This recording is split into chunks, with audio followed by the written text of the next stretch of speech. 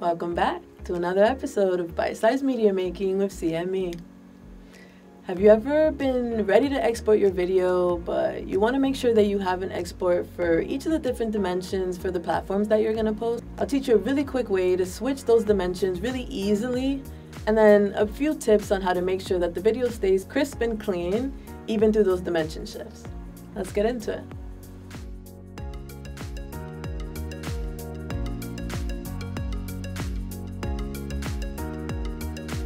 So, a really quick, easy way to change your dimensions is to go from the general edit page to the cut page. And here at the top right, in timeline resolution, there's a drop-down menu where DaVinci gives you a bunch of prefixed options for different sizings that you might need.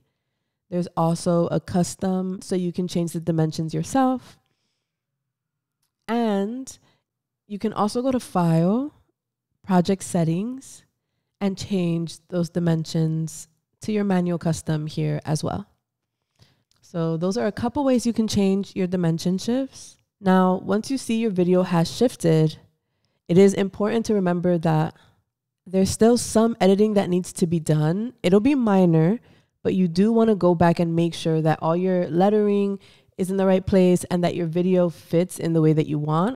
What you do is you go back to the edit page and you'd open up Inspector, and then you can change those graphic pieces here as well. Zoom and position are good ones.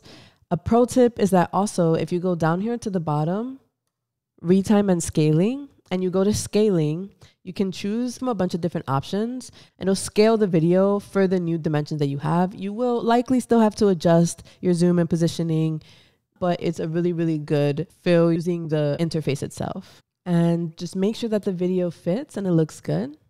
But once it's good, you can export in that dimension and go back and possibly do it again for the other dimension shifts that you'd like and need. We hope this was a super helpful bite-sized media making tip. Please like, follow, subscribe for more, and we'll see you next episode.